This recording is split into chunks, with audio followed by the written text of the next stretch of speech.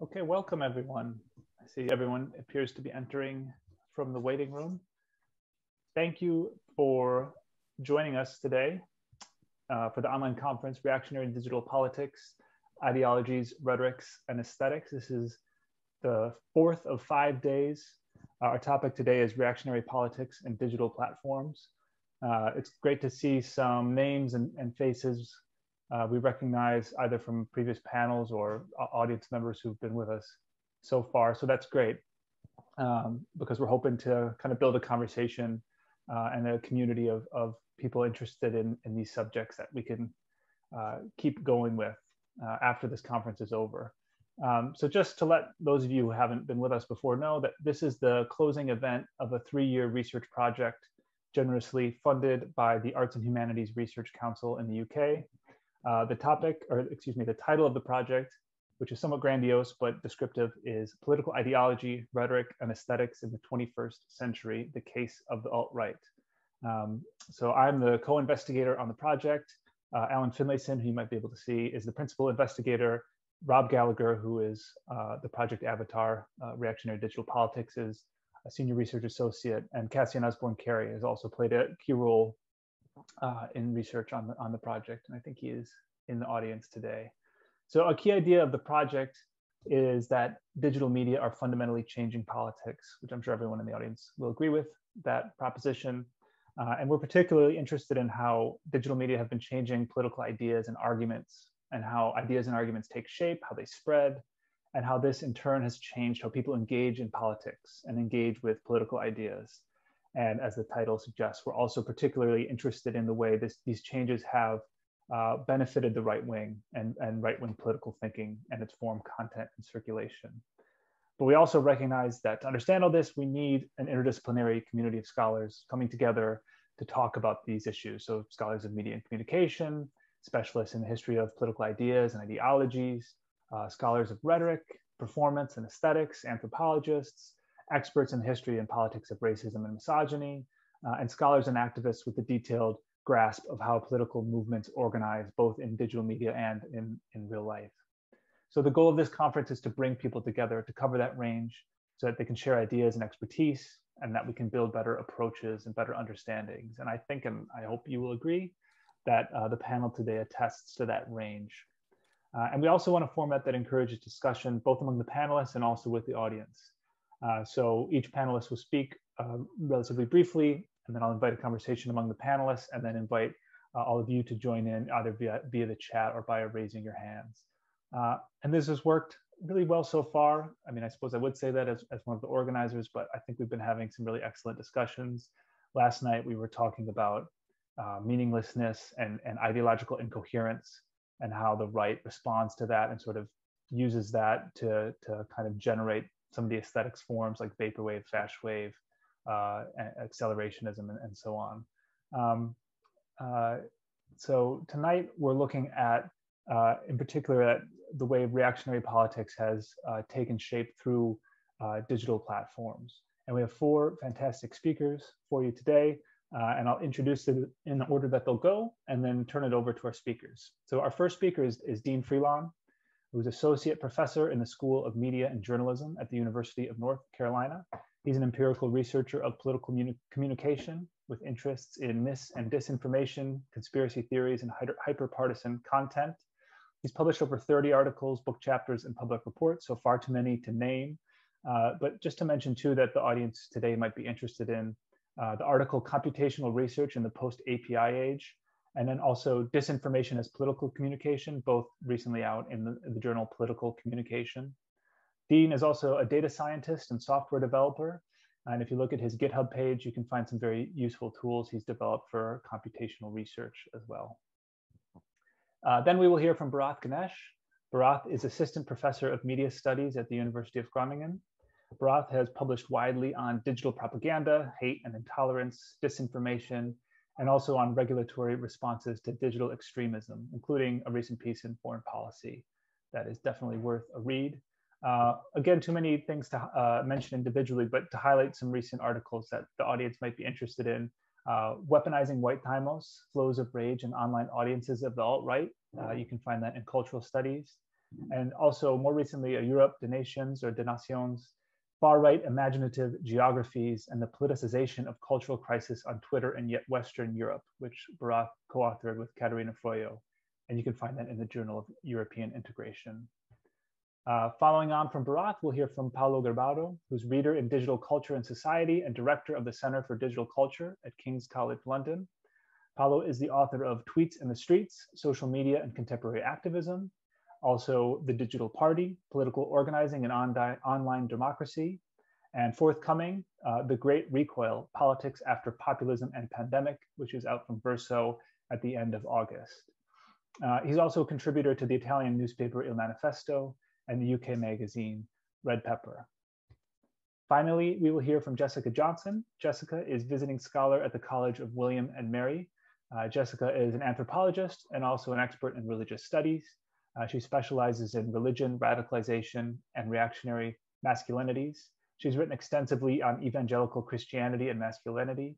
She is author of Biblical Porn, which is a great title, Affect, Labor, and Pastor Mark Driscoll's Evangelical Empire from Duke University Press. And she also recently published The Self-Radicalization of White Men, Fake News, and the Affective Networking of Paranoia, which is crucial reading for anyone interested in this subject. And you can find that in Communication, Culture, and Critique. So it's a fantastic panel. I'm sure we will all learn a lot. As I said, each speaker will talk for about 10 minutes, then we'll have some exchanges between the panel members, and then we'll open up from the chat and from the audience for further questions. So we're keen to hear from everyone, and we look forward to a great discussion. So with that, I'll turn it over to our first speaker, Deen Freelon. Okay, thank you very much, Rob. I'm going to go ahead and share my screen here so that you all will be able to see it. All right, let's see. So I'm going to do this, and then that's the thing I'm going to do. Okay, so hopefully y'all are all seeing this. I need to keep this thing uninflated so I can make sure to keep this talk to the allotted time. It's 12:14 where I am, so I'll try to keep that to about 10 minutes or thereabouts. This talk is usually a little bit longer, so I'm going to try to do a condensed version of it. It's called #Heroes versus Disinformation, Dystopia, the Left, the Right, and the Truth about Social Media Activism. So the general topic of conversation is digital and social media activism. This has been an active research area for well over 2 decades, to which countless studies have been contributed. Popular and scholarly interest remains strong, and also a wide range of disciplinary interest here, including communication, sociology, political science, information science, computer science, and so forth. And so this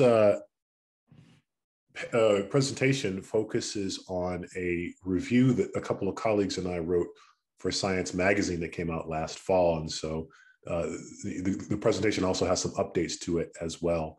But if you want to read it, it is available in this issue of Science Magazine. It's called False Equivalencies, Online Activism from Left to Right. And it contains a more extensively elaborated version of the argument that I'll present briefly here today. Okay, so the core theory that we're working with is that of ideological asymmetries, and some of you may be familiar with this, some of you may not be. This term refers to systematic differences in left-right beliefs and behaviors demonstrated in, among other dimensions, for example, the fact that conservatives trust mainstream news less, conservatives have a stronger preference for ideological echo chambers, conservatives spread more false news, and that conservatives tolerate politicians spreading disinformation more. And so these are all situations in which there is a major difference between the left and the right. And that's sort of, I call it a low theoretical bar, but we're really sort of mapping these out. And it is a relatively, not a new phenomenon, but certainly one in which there is renewed interest because of the empirical realities that shape our world today. And then I'm skipping over some things, but this brings us to the basic dichotomy that animates this presentation and the paper on which it's based. So if you take a look at the left hand side of the slide, you'll see a number of hashtags, all of which are aligned with left-leaning causes, everything from Black Lives Matter, resistance, feel the burn, she persisted, me too, etc. And there also is a hint of heroism here, wherein each of these hashtags sort of presents a sort of righteous battle against the forces of oppression here. And so the idea is that hashtag activism is associated with a sort of heroism, and also exclusively associated with the left. And if you look at the right-hand side of this slide, you see a sort of disinformation image that incorporates InfoWars, Sean Hannity, Fox News, and really signifies that disinformation is often portrayed both in literature as well as in the popular discussion as an exclusive or overwhelming province of the right, especially in the United States. And so this is the sort of received version of events that we have. And one of the things that we question in the paper, and I question in this presentation, is whether or how accurate this view of the world is in terms of this division between left and right.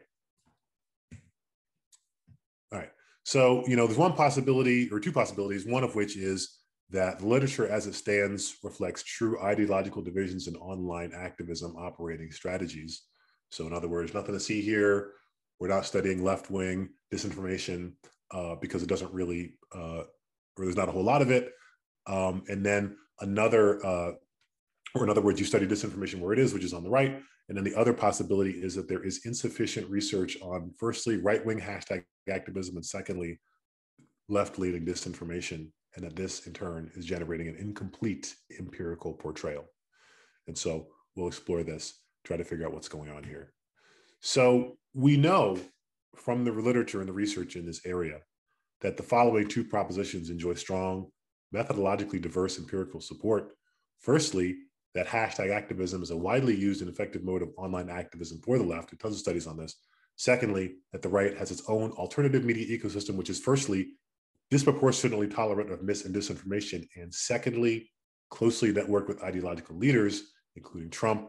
I would also add a third one here, which is that the right wing has been seen both before the Trump administration as well as during the Trump administration up through the 2020 election. There's evidence on this, that they have been seen to engage with dis and misinformation disproportionately relative to the left. And so in terms of quantity, I do think that evidence is quite dispositive at this point.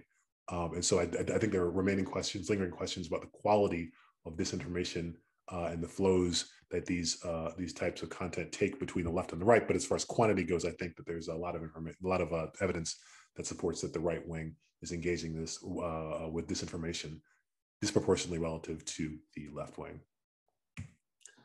And so, there's a question that we can raise about differences between quantities between left and right, and then differences in terms of disinformation effects between the left and the right. We've seen the effects. We saw those on January 6, 2021. And so that just goes to show that despite the fact that there may be differences in terms of how much disinformation is consumed and shared between the two sides of the ideological spectrum, the effects can, in many cases, be quite different. And we have seen that the effects of right-wing disinformation can be quite deadly.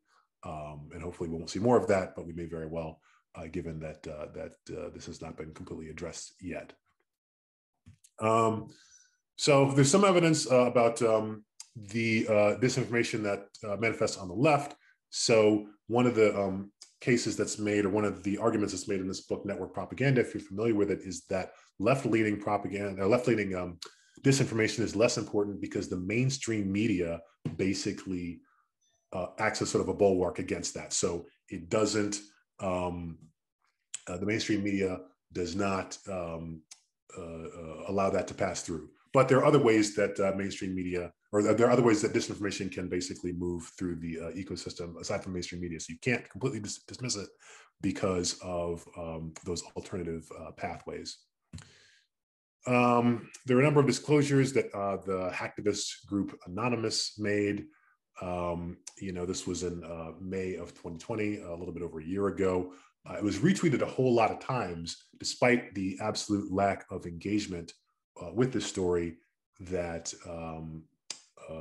the mainstream media did. And so we don't know who is sharing this content, how it fits in with the rest of their media diets, what are the similarities and differences with right-wing disinformation sharing. This all remain to be explored.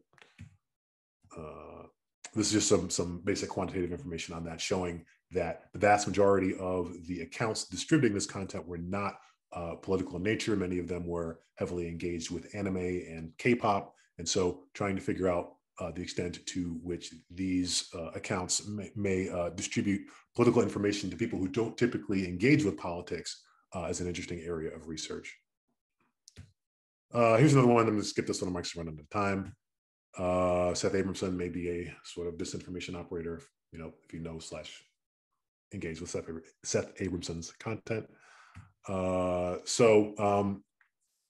do want to point out that even null results are valuable, right? So even if we look for left-wing disinformation and don't find any, it's very important to do that looking. I haven't seen too much of that. I think we should engage with that to a much greater extent than we have been.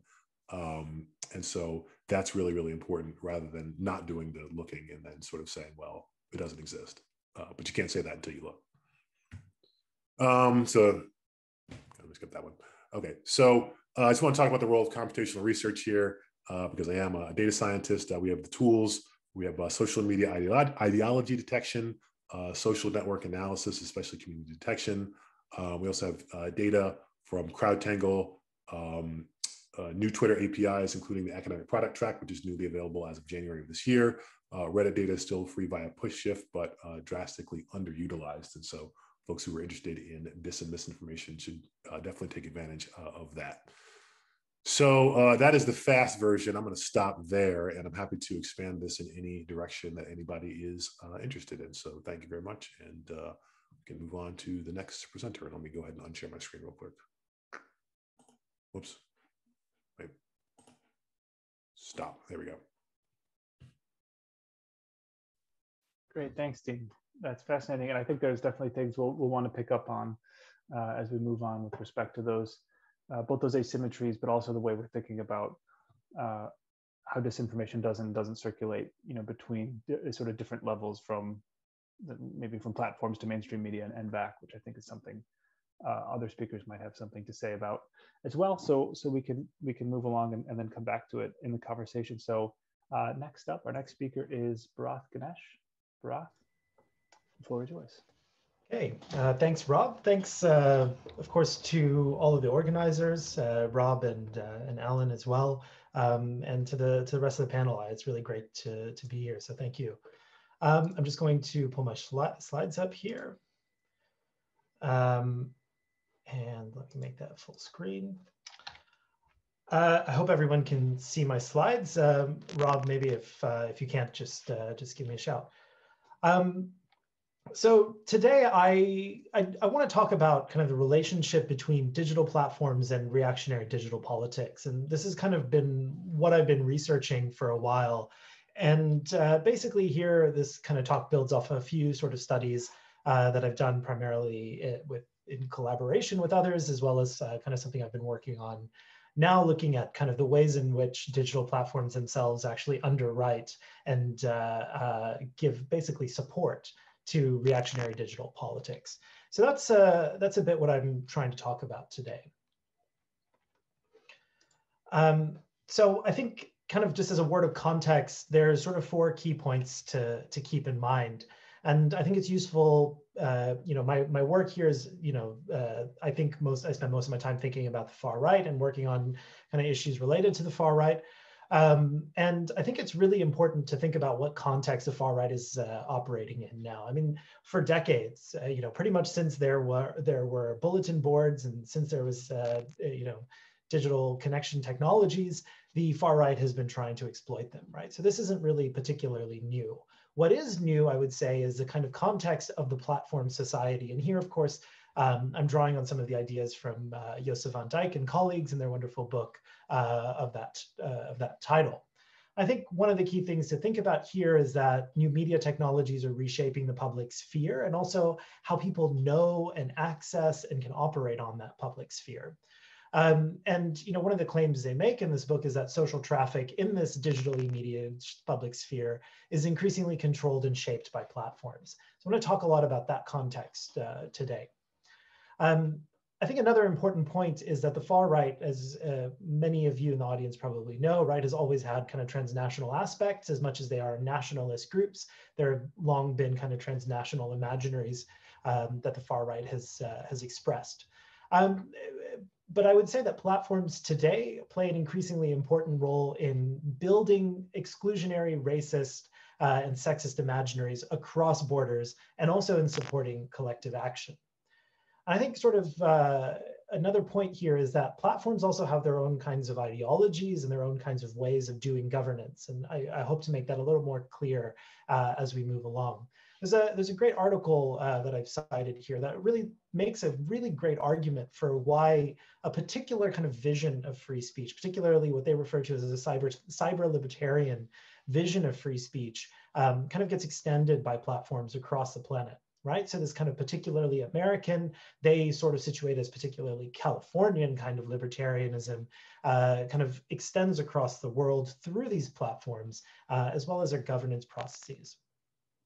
And I think the last point I want to make in terms of context here is that far-right actors, and we're talking about kind of from politicians to activists, keep making this claim that their rights are being violated, right? Which is this idea that, oh, our free speech is being taken away, right? And obviously there's all kinds of logical problems with that. But it's also kind of, it reveals something that I think is really quite important, right? When it's a particular, when it's particularly white entitlement to make to spread racist ideologies, to sort of violate the kind of norms of political correctness, as they often try to phrase it. They kind of claim that their rights are being violated when they are, in fact, generally violating actually the guidelines of the platforms that they're operating on. But it kind of fits into this broader discussion that I think we're seeing now more and more across the field around the sort of kind of construction of victimhood that's really central to the far right today. But like I said, I wanted to talk a lot about platforms in the far right today. So one thing I think is important is trying to think about what role do platforms have in terms of supporting reactionary actors. Now, my examples here are almost primarily just from the UK and the US, from the newspaper ads here. You know, this kind of process is not just limited to the US, right? You also have this kind of going on with the far right in India. You see kind of all of these kinds of trends kind of repeating themselves, of course, manifesting in different ways across the world. But some of these platform structures, I think, keep sort of repeating themselves. And I think, you know, as a field, we've, you know, as an interdisciplinary field, has really looked at this in a lot of different ways. And I think you get a good sense of it also from what Deen's just presented. We've got a really good sense of how the far right uses platforms, right? I mean, we know about the aesthetics, we know about the networks, we know about, you know, the flows of disinformation in this space. But I think there's been a little less work, not that there isn't any work, and I tried to point to one report that does a good job of this, but a little less work looking at the kind of issues about algorithmic recommendations of white supremacist content. So, you know, Facebook has, in particular, has made all kinds of claims. Oh, we're fighting white supremacy. We're taking this kind of content down.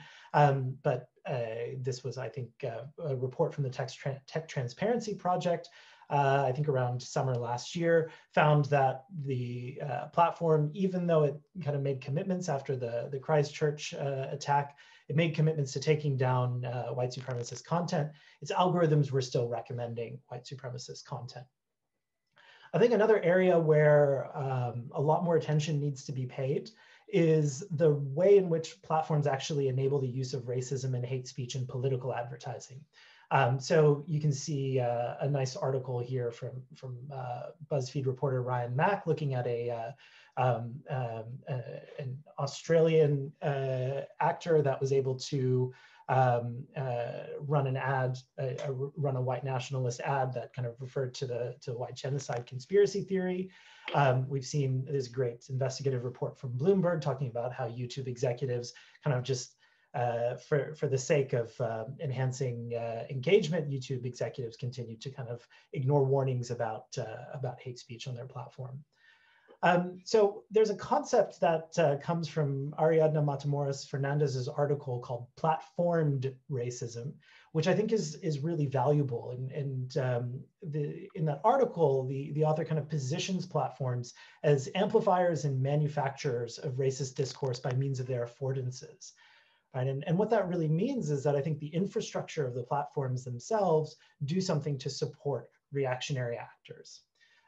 So that's kind of one of the directions in which my work is heading, but I'm also more interested as well at the moment in the governance arrangements that are being formed around trying to counter far-right extremism, as it's often kind of framed by platforms as well as governments and civil society.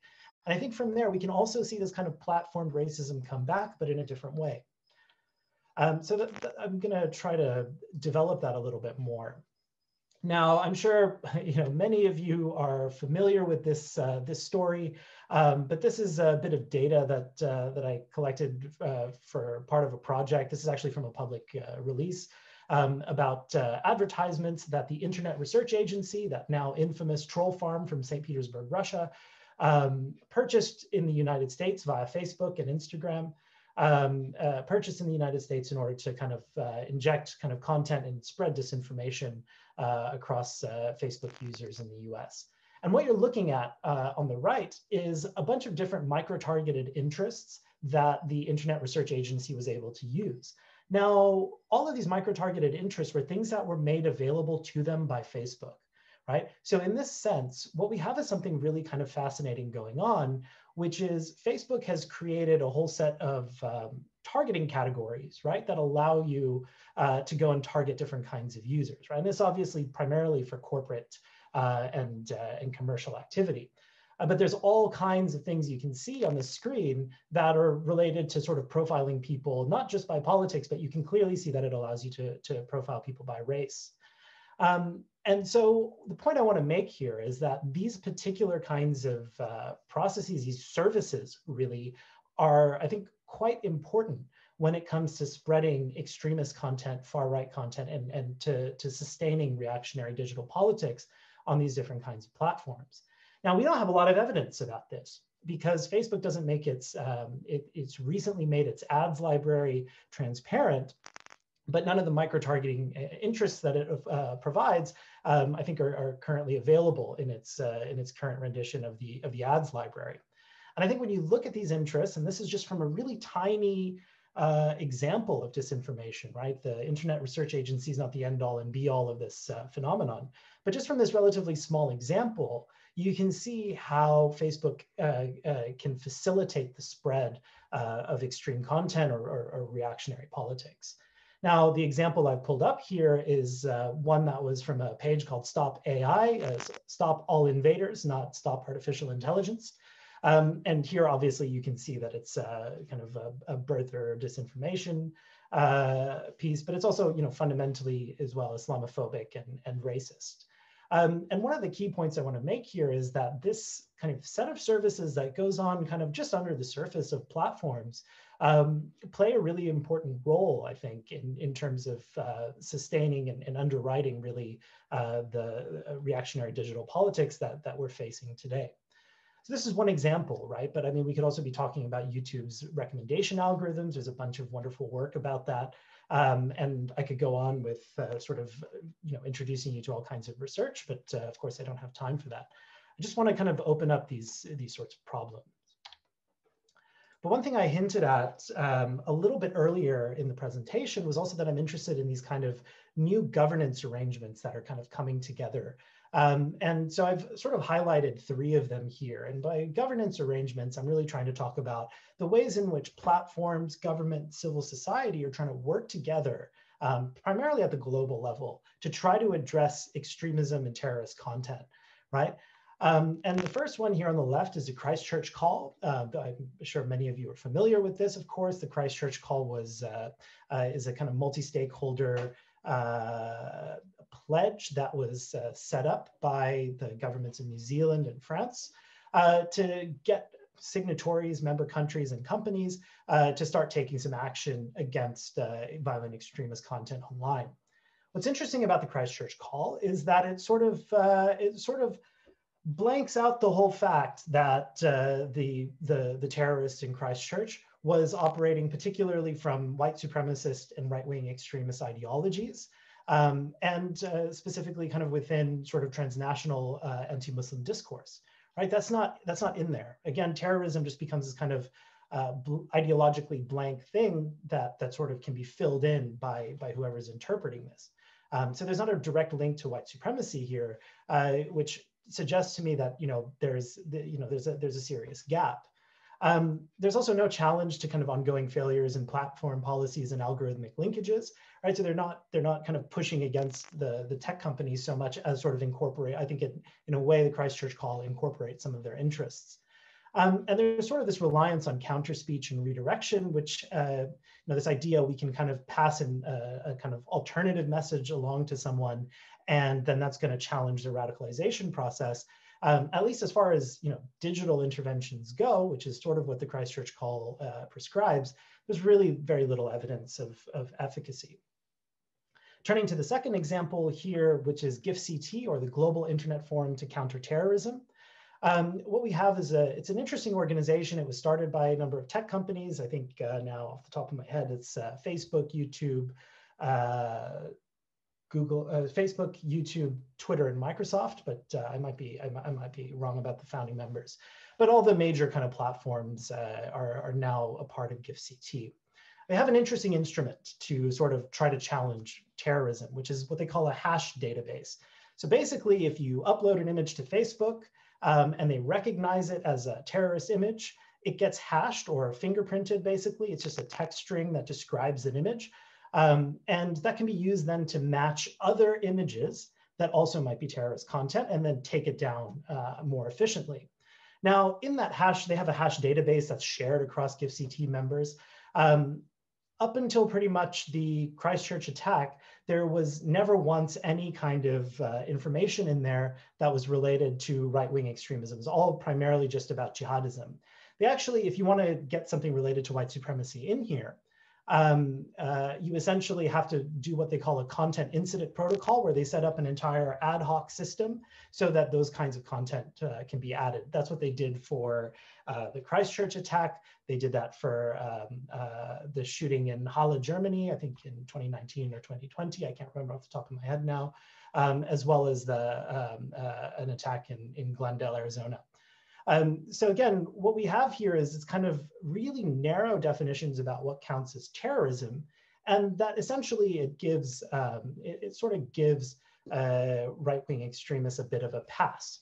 So this is another kind of, I think, really serious sort of gap or issue in this sort of governance space.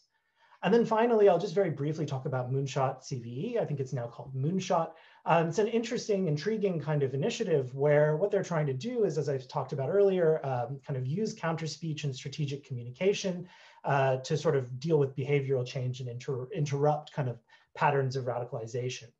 And they want to rely on strategic communication to do that. But what's really interesting to me about it, or it frustrates me really, but is that the way that this works is the idea is you pay Google to advertise content that would challenge the kind of content like extremist content that's on YouTube, right? So you're paying Google to advertise, you're paying Google for advertisements to challenge the stuff that they're algorithmically linking to, right?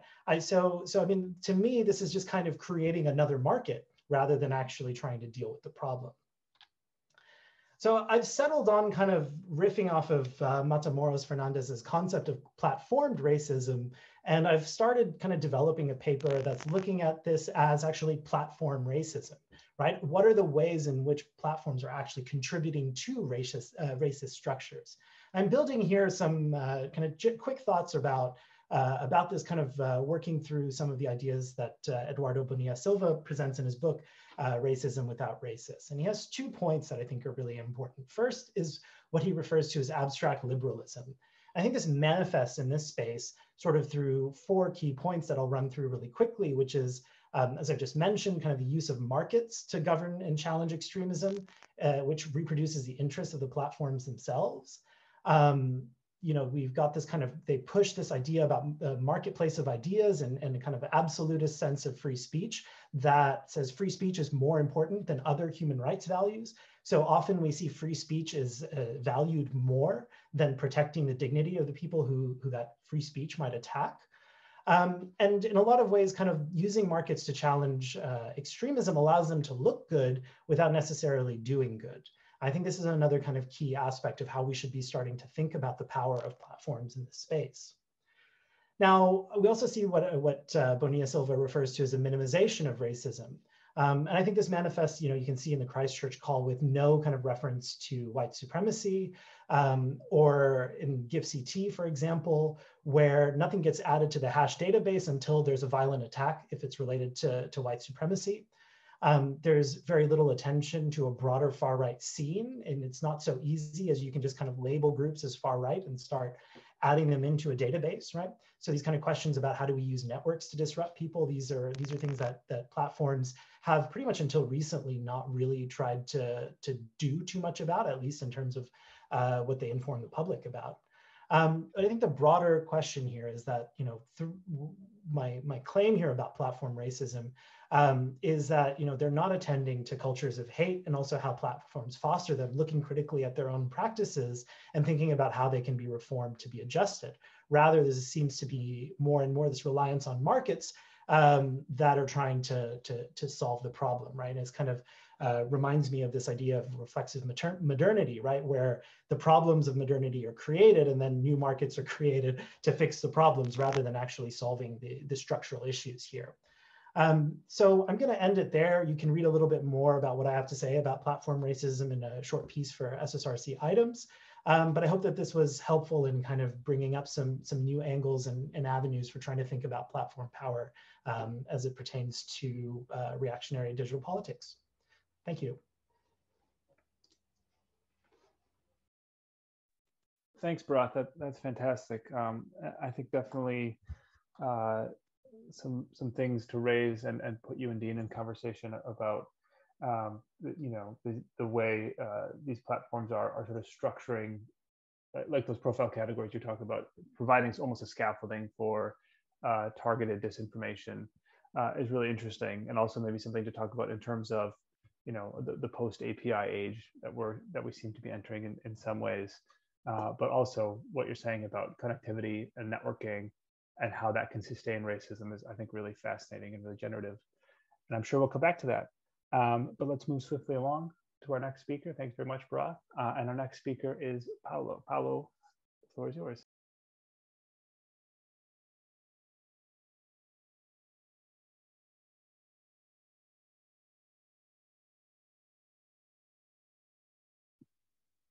Hi, everyone.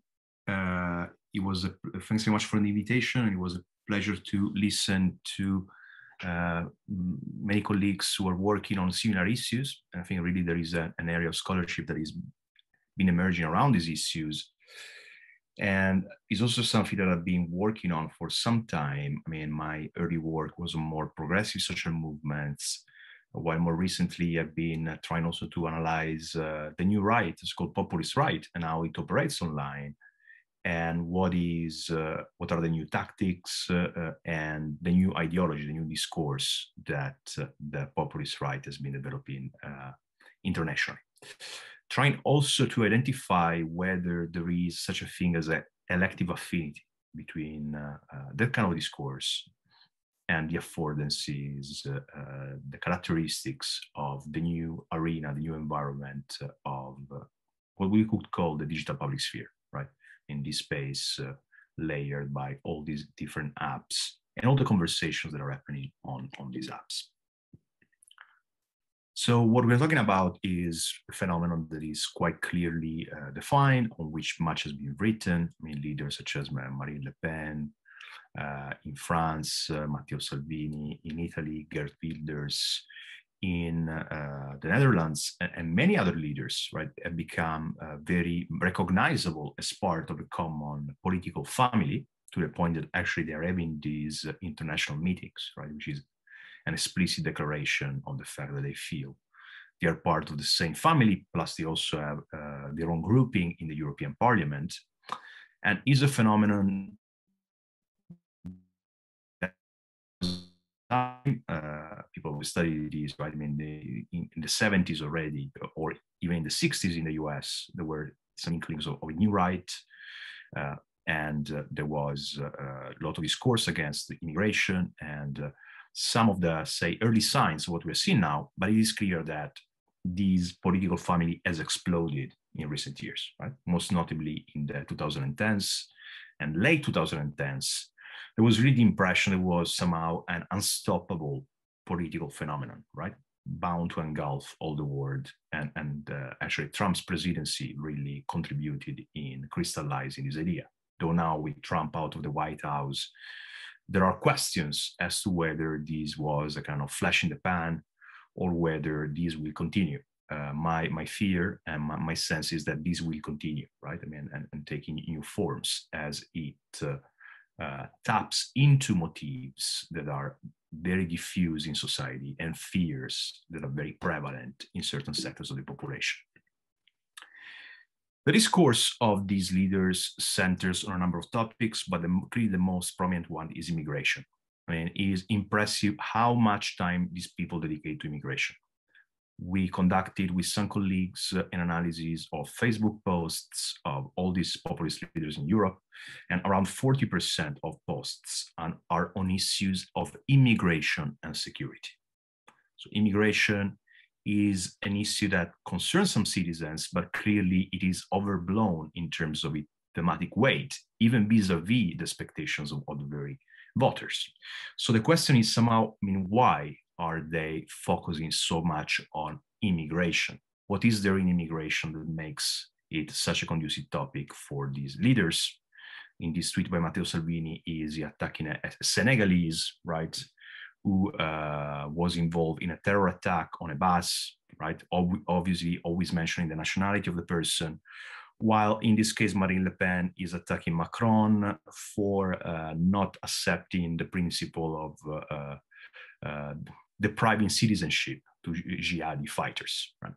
It's very interesting, this discourse. I'll say a bit on that. So on the one hand, he's attacking immigration and immigrants as dangerous to the community. On the other hand, it is attacking left-wing politicians accused of complicity, accused of being responsible for immigration. So it is a sort of double-edged sword. On one edge attacks immigrants, the other edge attacks the left, seen as allied with immigrants. I mean, all in all, this discourse has a very strong resemblance to the discourse already in the 19th century against migrants. I mean, this poster is from 1880. In the 1880s in the US, with the immigrant, probably an Italian, and seen as someone who is favored by politicians, someone who is getting special treatment, right? Someone who is given jobs that local workers, indigenous workers, so-called, are not given. Actually, much of this discourse is what we find still now, right? And the migrant is turning into a sort of great villain, blamed for all the ills of a society. There's almost no social problem for which the immigrant is not blamed for. Be it public services, because migrants are accused of queuing or creating queues in public provision, be it low wages, because migrants are accused of being a reserve army of labor, therefore pushing down salaries, be it in terms of cultural, social cohesion, because migrants are accused of dividing society. Even the environment or now health, right, is based on immigrants seen as being the agents of all the ills, say, associated with globalization. So what we have there is the classic us versus them, opposition, I mean, the self versus other, which arcs back, I mean, is informed also by kind of Carl Schmitt's idea of friend-enemy distinction as key to politics, and to Lacan's discussion of the self constituting itself by opposition to an other. Right? And this is really crucial to identity construction. We know that the identity of any social group is constituted not only on the basis of affirmative and autonomous characteristics of the group, but in opposition vis-a-vis another group. So that is all what we know from political sociology and political history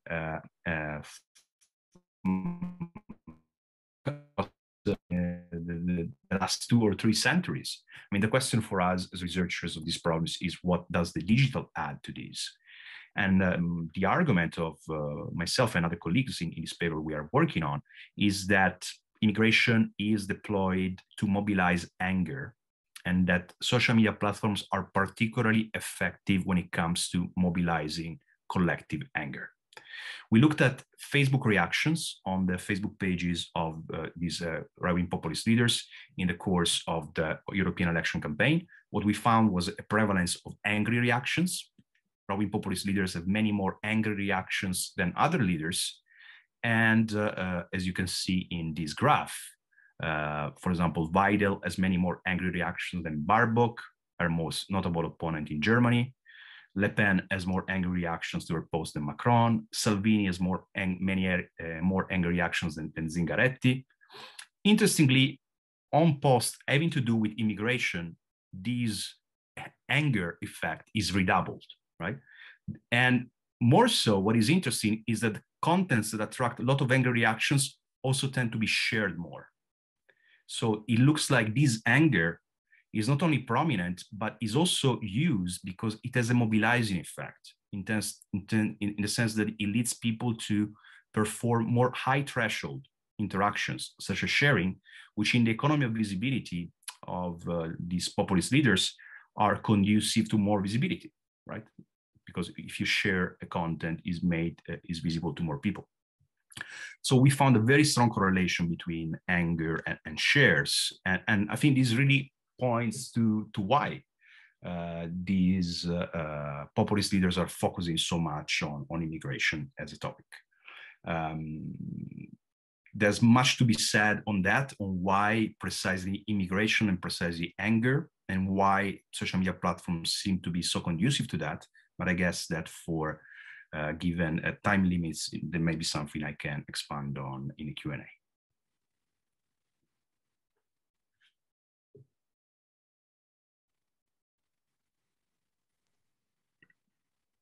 Thanks, Paolo. That's really interesting. And I definitely think there'll be lots to talk about in the Q&A. And this gives us another way of thinking about what gets networked and what doesn't, which groups share things and which don't.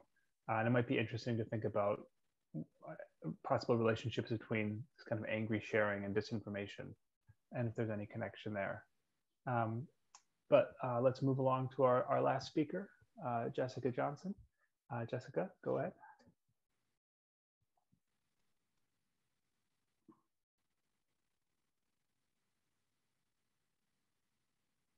I've had some technical difficulties, so Alan is helping me out graciously.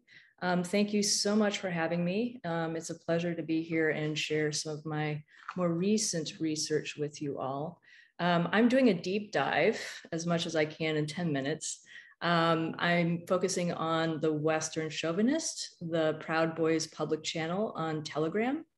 And I will be thinking with the concepts of micro-fascist assemblage and affective radicalization. You'll see some influence of my religious studies background, my anthropological background, as I proceed through this presentation. Okay, next slide, please.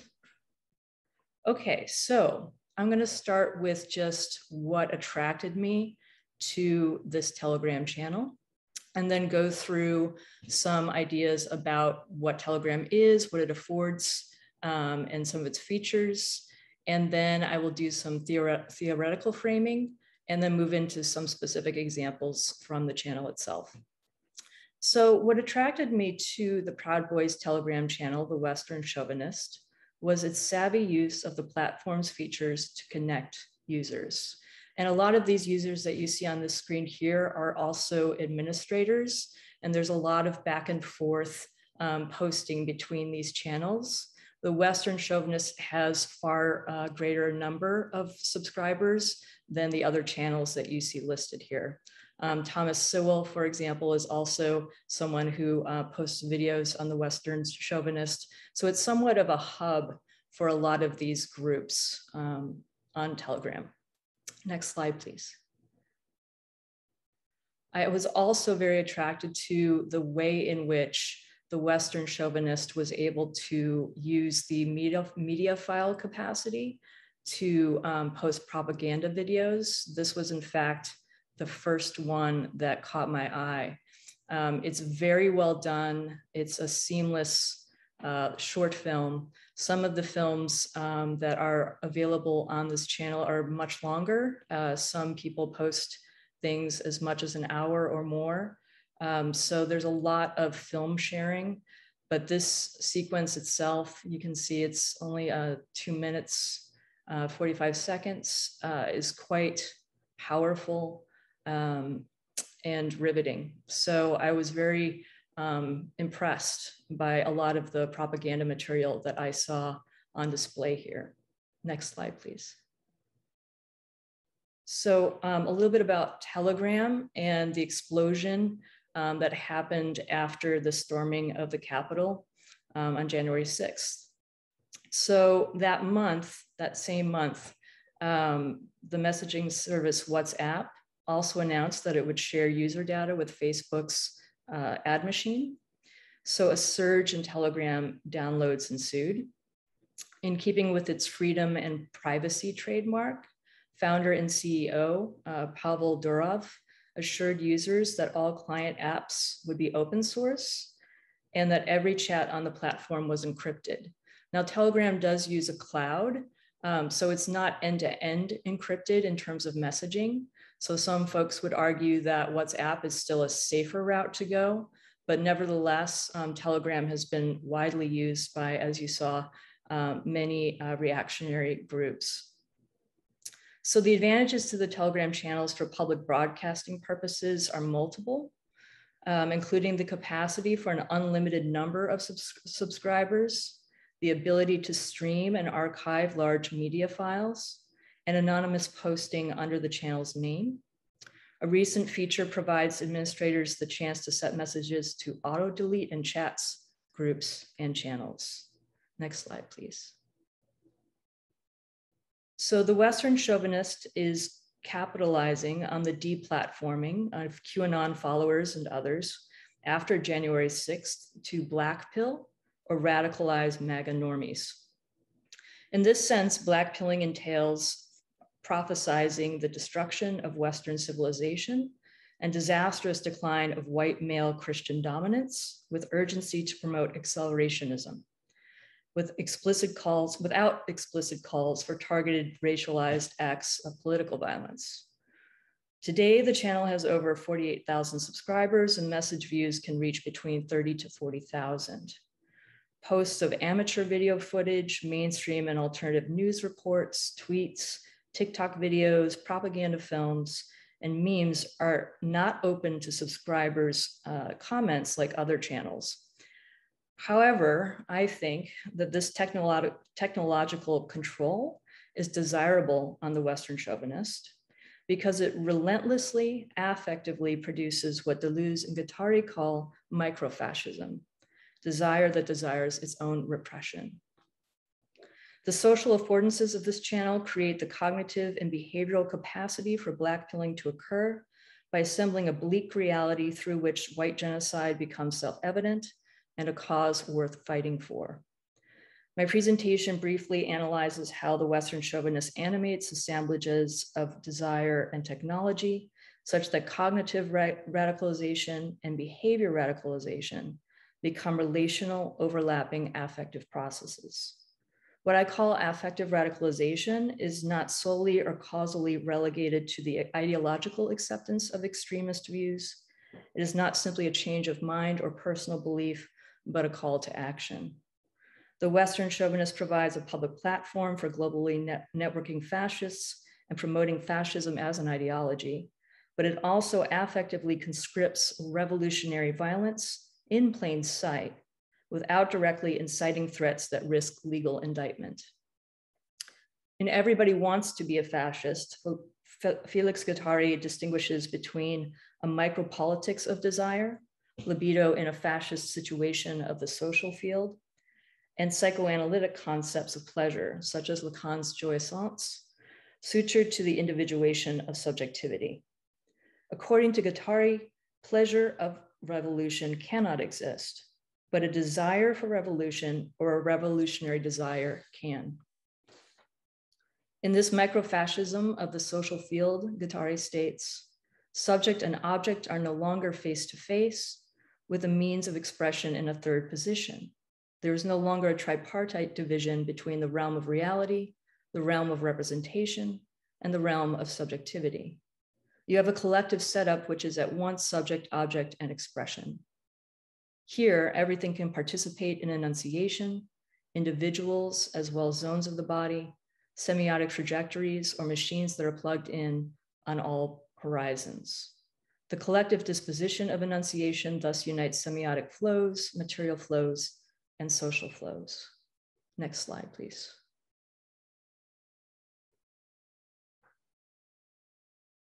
So my presentation analyzes the Western chauvinists as a microfascist assemblage to consider through what sociopolitical and affective conditions do populations desire fascism. Next slide, please. How are desires for order to command and be commanded, socially enacted and communicated online? Next slide, please. How is the desire for white supremacy constituted by an affective structure of pride and vengeance, motivated by vulnerability and fear of Black people, Jews, the government? Next slide, please. And other perceived existential threats to an imaginary white homeland. Next slide, please. Catalyzing affective appeals to heroically defend and restore sacred territory. Next slide, please. Klaus Theolite in Male Fantasies shows how microfascism desires the hard, armored body. And the next two slides are in concurrency in terms of thinking through that discussion. Thank you. Next slide, please. Whereas Deleuze and Guattari describe microfascism as when a war machine is installed in each hole in every niche. And the next slide is also, thank you. Next slide, please. Cynthia Miller-Idris notes that the Great Replacement is not only a conspiracy theory, but a dystopian fantasy that imagines a frightening future of decline, degradation, and chaos in order to incite the heroic protection of whiteness against the invasion of immigrants, Muslims, and Jews. Next slide, please.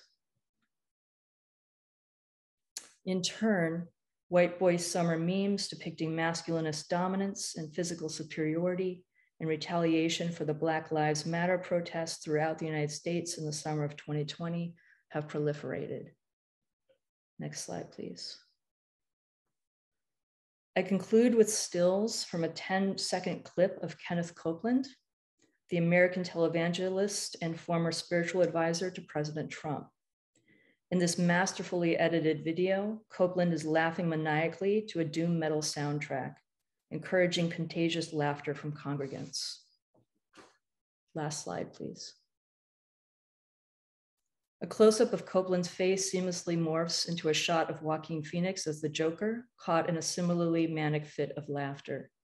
A heroic Joker in splotchy white face with greasy green hair and MAGA red lips, painted with a deliberately sloppy, haphazard hand, flashes away so quickly it is almost hard to catch 6 seconds in, only to return at 9 seconds, just before the all too catchy and visually arresting sequence ends.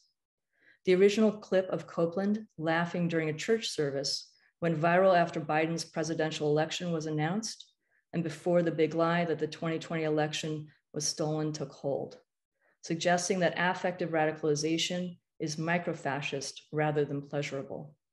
Leading up to his outburst of laughter, Copeland sermonized. A misunderstanding of joy equates joy with happiness. Tests, temptations, and trials count it all joy. Doesn't say anything about your feelings. A member of our board, a renowned neurosurgeon, he said that at Johns Hopkins, they scientifically proved that your natural being does not know the difference between a belly laugh and a put-on laugh. The devil said, "What?" He laughs. The media said, "What?" More laughter. The media said Joe Biden's president, more and more laughter. On the Western chauvinist, microfascism becomes violently enacted and revolutionarily desirable. Thank you very much.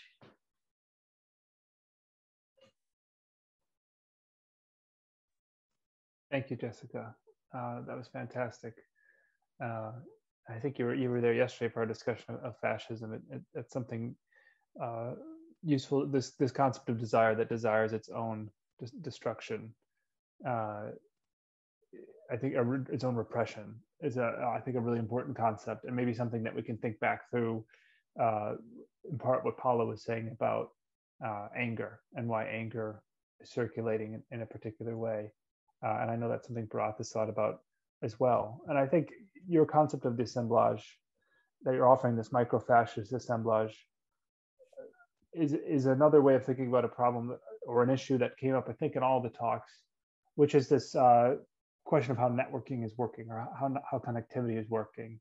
And I think, many of us who study, or I'll just speak for myself, like as someone who studies digital media, I think there's definitely been a tendency historically to think networking and connecting is good, right? Like it vibes with how we think a democracy ought to work. We ought to be connected to one another. We ought to be able to be empowered to share information, to communicate with our sort of fellow citizens. And I think many of us have been rethinking that assumption, right? And I think all of these talks are offering us ways to rethink that in different ways. Whether it's Paolo asking us to think about the elective affinity between the populist right or the reactionary right and platform infrastructures, or Bharath asking us to think about platform racism and how racism is something that you can circulate effectively on these platforms, or the notion of the fascist or the micro-fascist assemblage, right? And how a platform like Telegram enables that, makes that possible. And also Deen, who explained to us before that he had to nip out for a moment, so I think he'll be back soon. But his notion of the disinformation dystopia, right, is also, the dystopia evokes a kind of network. So I'd like to ask a question for all of you about that, which is sort of, how should we be thinking about networking and connectivity, right? And why is it causing these problems that we're identifying here? I mean, is it about the way networking always has to turn around a node, right? And the way nodes cluster together, is that something that is benefiting the right? So is it kind of issue of a technical issue, an issue of affordances, or is there something, a social issue happening? And of course, that's a false binary, but I'll propose it anyway. So the question for you is why is networking enabling this elective affinity, this platform racism, this disinformation dystopia, this micro-fascist assemblage? Why is networking and connectivity making that possible? And then how do we need to kind of rethink these key terms in order to understand it better? And I was going to ask Deen to go first, but he did have to step out for a minute. So let's go in sort of reverse order then. So maybe Bharath, we could start with you, since this has been the longest since we've heard from you, and we can go from there. Okay. I mean, I think you've all heard quite a bit from me now, but okay, so how do we rethink these terms like networking, connectivity?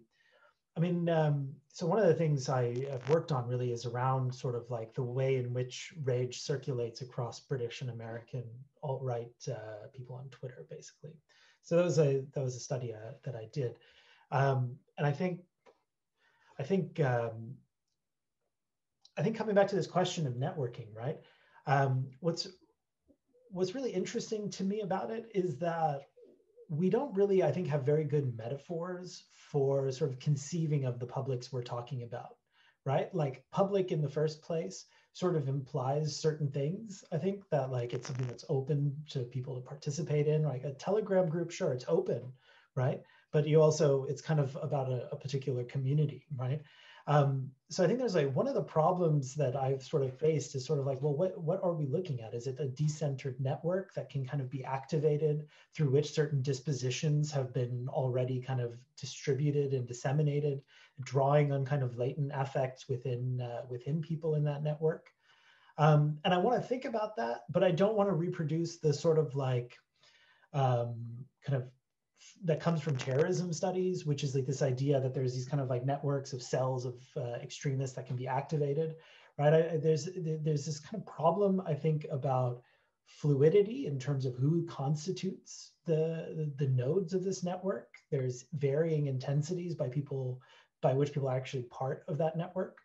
But I think, you know, one of the key things for me is sort of actually, so one of the terms that's been really useful for me really in thinking about this is the idea of a swarm, right? Because there's a lot of work in like cybernetics and media theory that's sort of drawn on this idea of a swarm as something that is composed of these decentralized actors that can then be mobilized and then directed in a certain way. And I was thinking about that precisely because I was sort of trying to get at the way in which, you know, we can think about these sort of micro-fascist dispositions that have been distributed across a population, and then how they can also become weaponized and made useful, right? And there, the technology is really important in activating and trying to, you can't manipulate the swarm completely, right? But you can sort of try to funnel it in a particular direction, or try to shape the movements that it makes. I mean, here, I really think that like this kind of turn towards a more Deleuzian sort of way of thinking about assemblages, affect, I think can be really powerful in this area.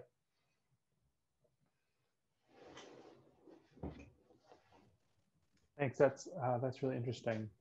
And the swarm is a concept that I think would also change how we think about, you know, what a subject is, right? This thing, there's just the word you said, the distributed dispositions that can then be funneled in a particular direction is I think a really evocative way to think about what's happening. Well, maybe Jessica, even though you just spoke, maybe you'd want to pick up on that because Bharath is directing us to this Deleuzian question. So is that something, what do you think of that? The swarm as a way to think about what you've talked about as the micro-fascist assemblage. And just, Deen, I don't know if you could hear the questions. I know you had to step up for a second. The question we're all getting at here is rethinking networking and rethinking connectivity, in part to answer the question of why are there disinformation dystopias, as you described, elective affinities with the right, as Paulo described, platform racism, as Bharath described, and then the fascist assemblage that Jessica described. So back to this Deleuzian point about the swarm and the assemblage and how they're kind of resonating with one another.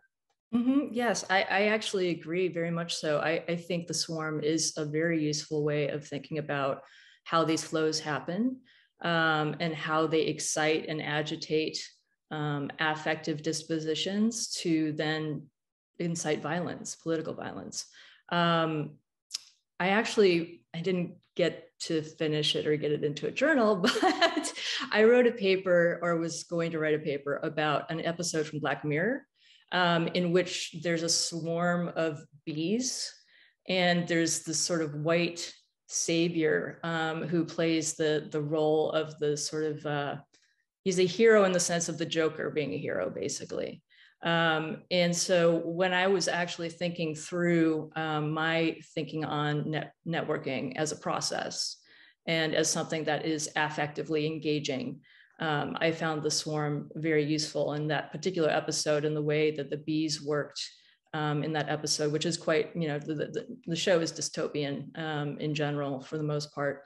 So I found that to be a very prescient, you know, episode and way to think about what I described in my presentation.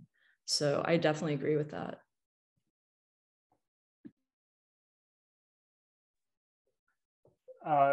Thanks, Jessica. That's really interesting. And the bee metaphor, I'm trying to remember the passage in Marx, right, where he compares the bee to the worker, and the distinction in part is that the bee is sort of following directions, and maybe we're kind of returning to that in the sense that, you know, to the extent that the platforms are programming us and kind of organizing us in a particular kind of way. That's really interesting. So Paulo, I wonder if you could pick up on this question and your really useful term of the elective affinity to think about, you know, is there the elective affinity about the swarming of anger, maybe? What is it about this elective affinity that you've described that's allowing these sorts of affective intensities, shall we say, to resonate? I think it has to do with the contradictions of social media. It was created as a space for amateurs, right? I mean, there was the idea that everyone could become an artisan, a small entrepreneur or something. Yet, as we know, economically, the narrative didn't work. People who try to go alone, try to go entrepreneurial, either failed, right, or had very meager results. And so the amateur of the Californian ideology, say the early social media ideology, turned into the troll of the 2010s. Is the very same person, it kind of often at a different biographic stage, right? And the very constitution of social media is extreme individualization. I mean, the process of modernization is involving individualization. The very state is involving individualization in approaching us as separate units. But social media has amplified these beyond any precedent, in the sense that the individual has become the channel of communication. Right? This is quite unprecedented, right? This is one of the main differences between social media and pre-digital media. I mean, accounts are individual accounts, to the point that even organizational accounts on Twitter are associated with an individual email account. This is really telling. So what happens there? That every extreme, in a way, carries the other extreme in tow. So the extreme individualization of liberalism then creates the need for communitarianism or different kinds of communitarianism to balance it, right?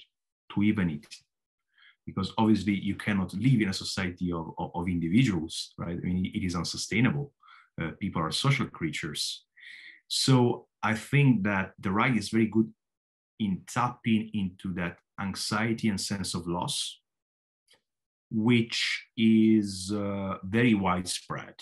I think it doesn't just apply to very militant communities. There may be people, for example, in the Proud Boys Telegram channel.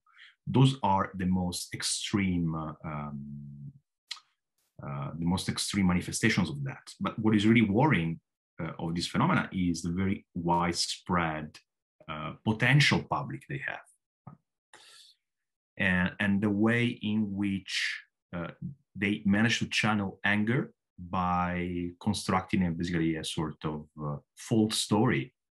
It's really sort of a myth, like a legend about, I mean, you have all this anger and rage. I'll tell you who to blame for.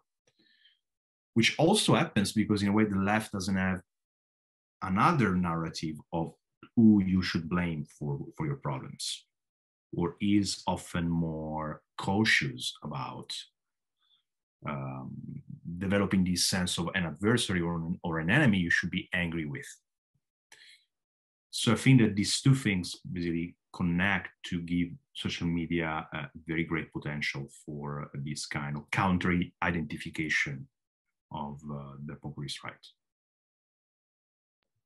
So the left is a swarm without no funnel, no direction to it.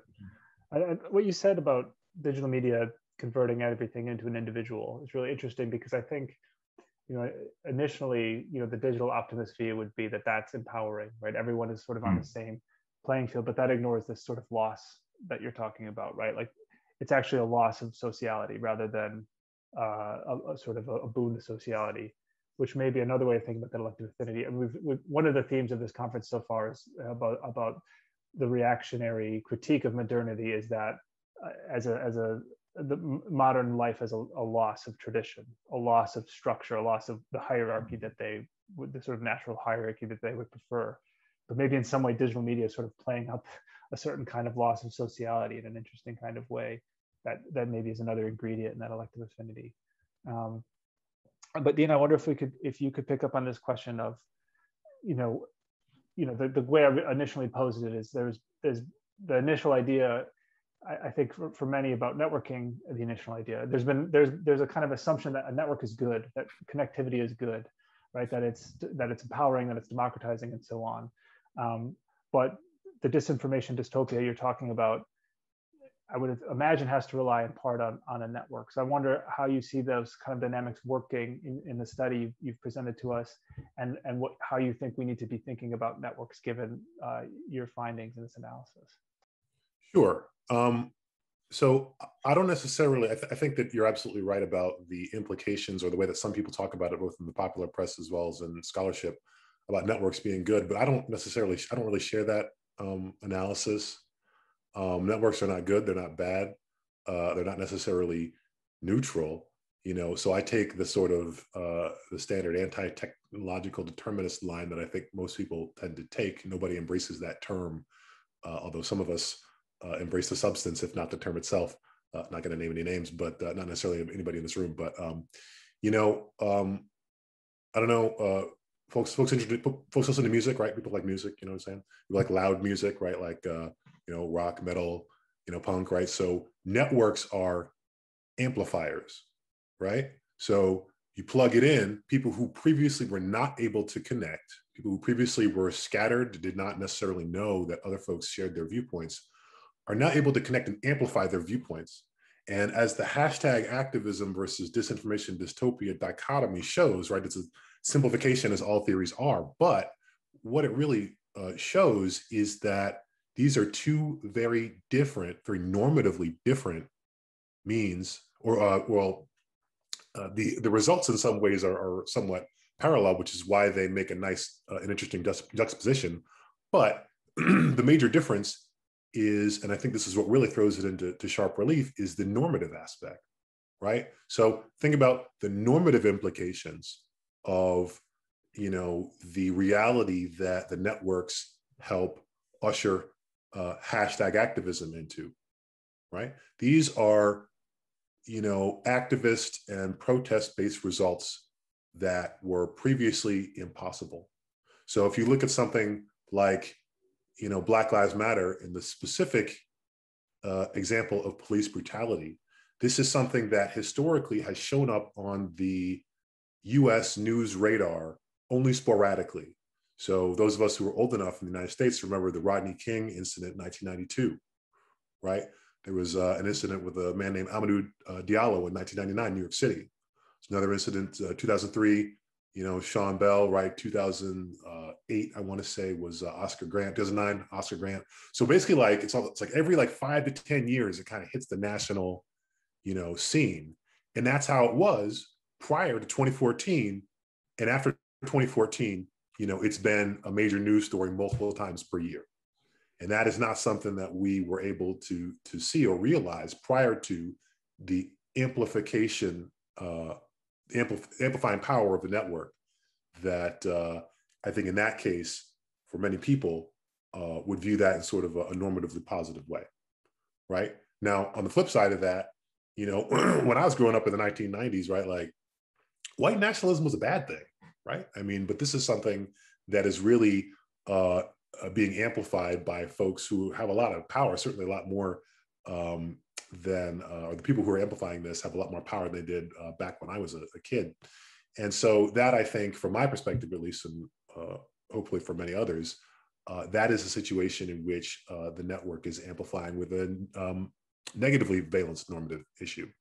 So I think that's really how I tend to look at it. I'm not sure how much that answers the question, but I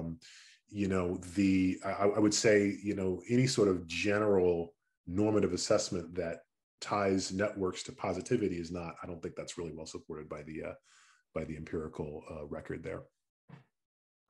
No, that's really helpful. Thanks. And there's definitely now maybe a tendency to go the opposite way and say, oh, these networks are bad, the platforms are bad inherently, without thinking about what they're actually doing, which is what you're pointing us to, right? This amplification effect, I think, is really important.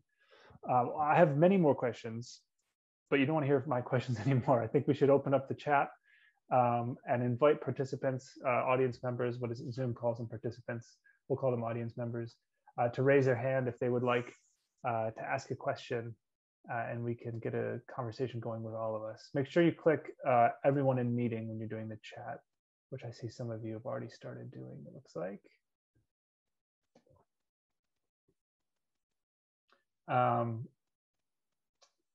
Maybe we could go, I see the first question in the chat is from Mark Tudors, who was one of our speakers yesterday. Mark, would you like to say this question out loud to everyone? Okay, thank you. Thank you for, hello. I'll just read it from the chat here. So I have a Maoist type question about microfascism. In Thousand Plateaus, Deleuze and Guattari write, it's too easy to be anti-fascist on the molar level and not even to see the fascist inside of you. So if we accept this, then my question is, how do we, as presumably anti-fascist academics in the 2020s, identify the micro-fascist inside of us? Well, I'm happy to jump in on this. It just, it's funny, you're talking about, some hardcore critical theorists here, but I'm also reminded of a quote from the Bible, right? So it's easy to, to see the mote in God's eye than the beam in your own, right? So I like to sort of unify the biblical with the D&G over here. And so I think that's a long-running issue. I think it's also very much conditioned by the sort of echelons of power that we find ourselves on, right? So if you're somebody who's at the top of the, power hierarchy, right? Like, I think that entails a substantially larger and perhaps possibly more fraught, episode of soul searching that you may have to engage in from the sort of like power, relations that you benefit from, and the sort of ways that you put people on the, knowingly or unknowingly, put other people at lower levels of the power structure at the receiving end of your own, negative power relations with them. So my main comment there is that, you really want to take stock of sort of where you are in the hierarchy and sort of calibrate your internal investigations accordingly, I guess. Yeah, I was going to say too, and tacking on to Dean's point, I in my work, in ethnographic work, right, I do my best to work with my subjects such that I make myself vulnerable to them. So for example, my work at the church that my first book, Biblical Porn, is based on, was in fact a very, very difficult project for me emotionally.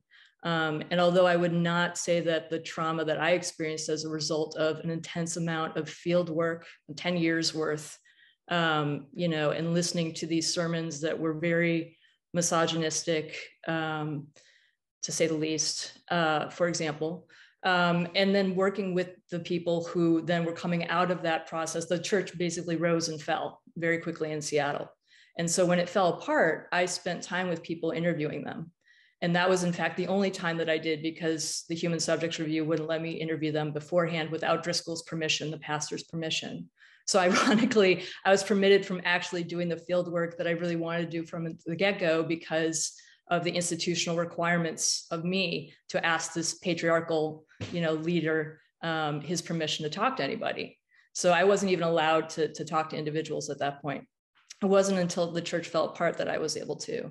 And so sitting with them and then making myself vulnerable within the text itself by telling about my own experiences and showing how I myself, I worked really hard against presenting people as duped or manipulated in some sort of way that I myself couldn't be, even though I'm not a Christian.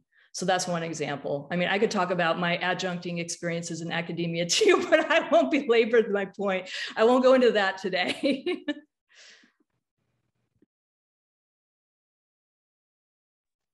Great, thanks. Bharath or Paulo, would you like to add anything to this question?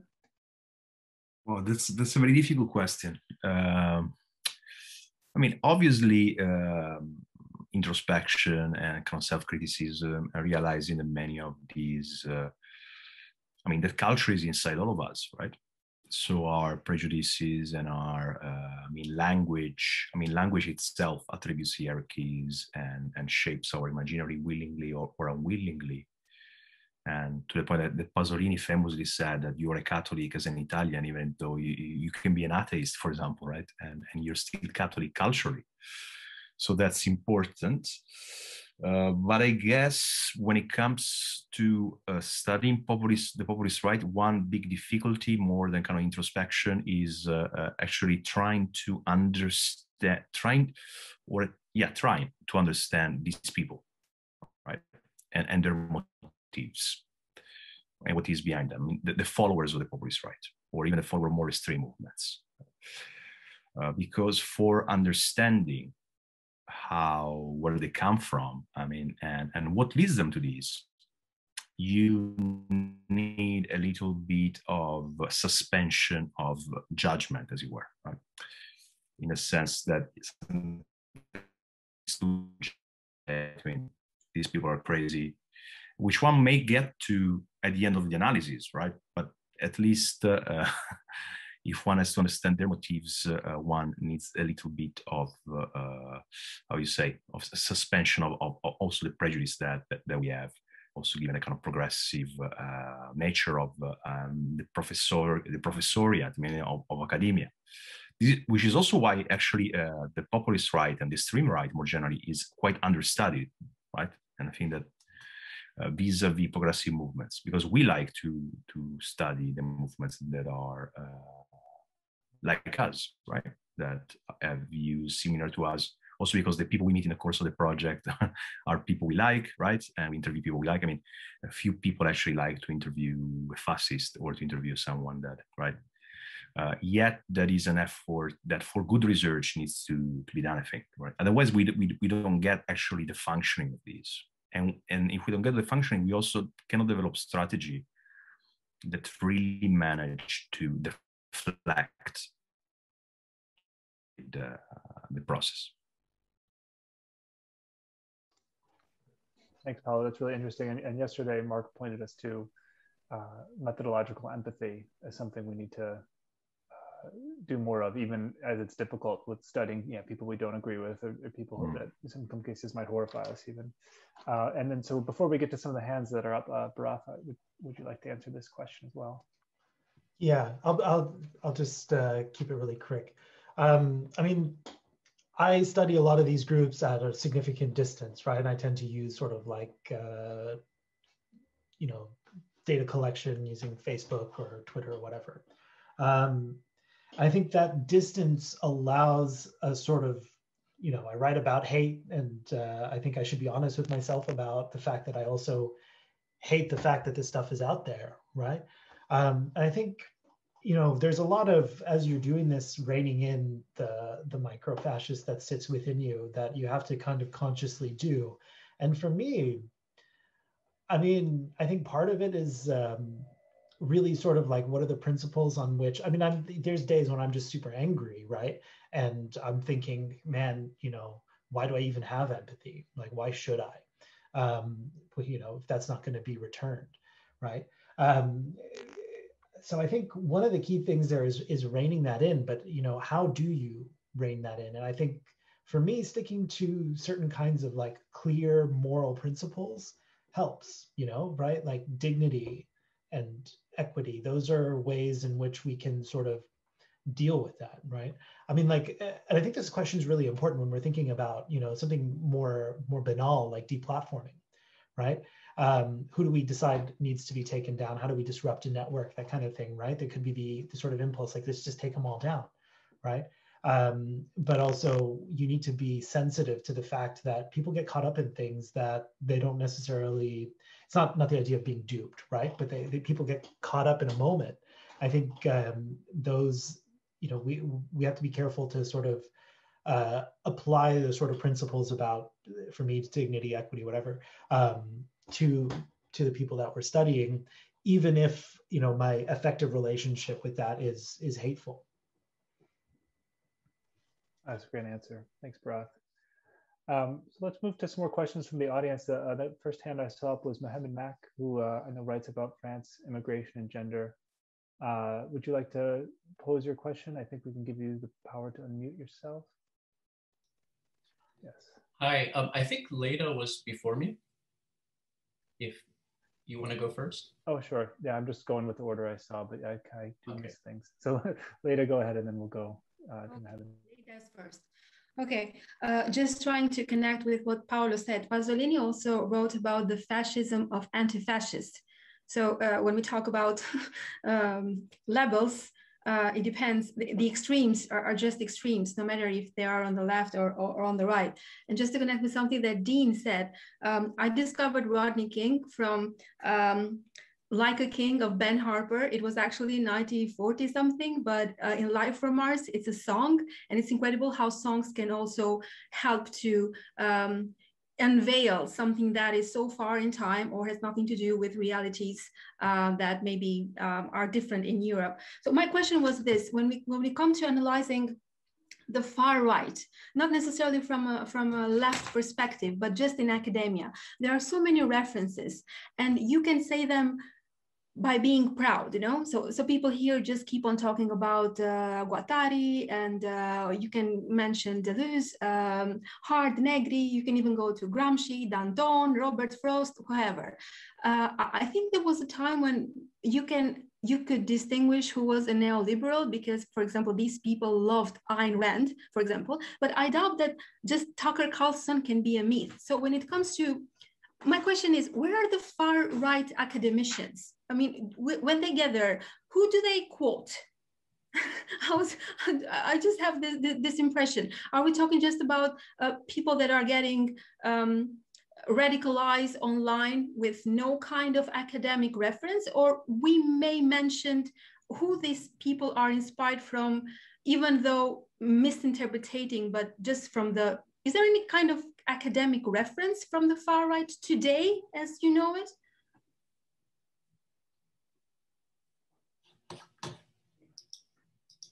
Happy to jump in on this one. Now, if somebody knows, I'm sure there are many people in this room who know things that I don't know. But typically these, you don't tend to see people citing, at least people on the far right, citing specific academics. I think what you will see is echoes in academic and also work and also literature that reflects what they do. And so in other words, it's not so much a citation, but, oh, hey, look at how this academic actually describes what exactly these people are doing. So, a good example of that, probably an overused one is, somebody like George Orwell, right? Who sort of describes this, overwhelming drive toward a particular, not even an ideological drive, but simply a worship of the all-encompassing correctness of whatever the authority is. It doesn't really even matter what direction they go in. I mean, I looked at Trump, and a lot of the stuff he said wasn't ideologically consistent. It wasn't self-consistent in itself. The only thing that was the constant was whatever he said was correct, right?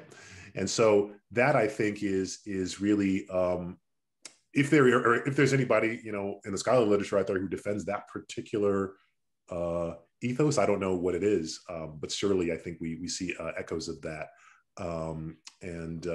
It's a very, in some ways it's quite simple, right? Like, you sort of like identify somebody as the person who is always correct and follow them wherever they go, right? Like, I mean, there's not, how much more can you really write about it? I mean, you don't really need to sort of write an entire book about that. So if there are other particular folks that the people on the far right has cited academically or pseudo-academically, that'd be very interesting.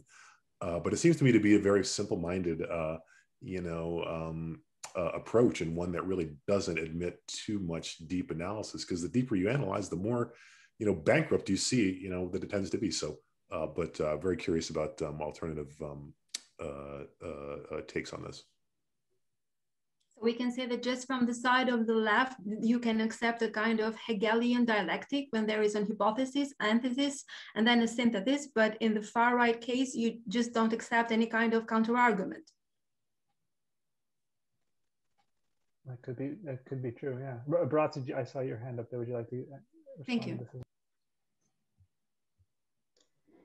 Yeah, I mean, it's really hard, because who we label as far right then has all kinds of downstream implications, right? So, I mean, like, I have my suspicions and I can name some names, right? Let's, you want to think about, who is enfolded and contributing to the, current attacks on particular kinds of groups of people, right? And I think you look at, let's say fellows of Christ Church College who write for the Times a lot, who might not be a far right academic, right? But they're making the case that colonialism was great for colonized people, right? You look at the 4 academics involved with the whole grievance studies hoax case, right, where they submitted all those articles to show how intellectually bankrupt leftist academics are. Right, or you look at the kind of current attack against critical race theory, right? And there are specific people who claim to be academics, who do have academic credentials, that are pushing that along, right? So, you know, there are far-right academics.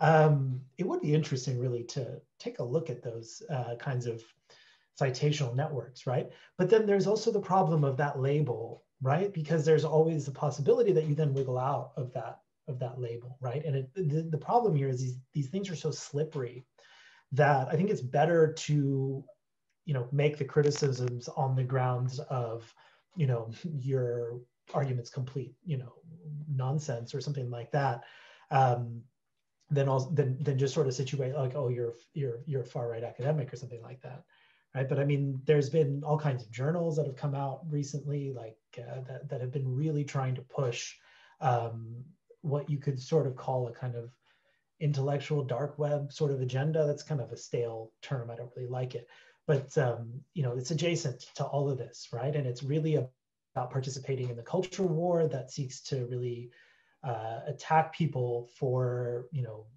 working towards progressive causes. You know, it's not a big portion of academia, but it's there. Thanks, Bharath. There's also many of us are in the chat listing various far-right academics or sort of thinkers that people rely on. And then there's also the question Dean has asked about whether white nationalists even know who these people are. And I think the answer is sometimes, maybe. It's a simple answer. But let's go on to Mohammed Makouet, who's got his hand up as well. All right, thanks so much for these really great presentations. I just found out about this yesterday and I'm happy to be here. I have a question for Jessica Johnson. I'm working currently on a book about the great replacement theory in Europe and masculinities. And what you said about the concept of like desiring your own repression and how the Proud Boys use it, it's really interesting to compare that with something I've noticed in initial research, which is how sort of far-right activists in France paint the left as sadomasochistic, use the language of BDSM in the sort of intentional guilt tripping or the desire for punishment to atone for past historical wrongs. And they are described that way in a mocking sense. But the sort of desire for repression or desire for suffering that you described seems like very similar. So it seems kind of like an internal contradiction. But you also mentioned kind of how that there's an outcome or an accomplishment at the end of that suffering. Like when we have exercise, the accomplishment is a nice body. Or suffering, for instance, like eating chili peppers, you have this response, which is happiness. And exercise kind of functions the same way in the tearing of muscles, right? So I guess my question kind of is like, do you see that contradiction? And do you see also sort of how these sort of narratives of sexual perversion are kind of deployed from the left and the right? That's at least what I've been noticing. Yeah, thank you for that question. I absolutely hear you. And yes, I've also noticed that as well, coming from the right and the left. I think what's interesting, I mean, when I was putting this together, thinking about the desire for repression, you know, what is the end game here? Is it just white Christian supremacy? And that's it, you know? I mean, D&G talk about how that's actually a suicidal homogeneous move, right? I think of it, when I was putting this together, I was thinking of it so much more in terms of control, right? And I think that comes back to the examples that you were using.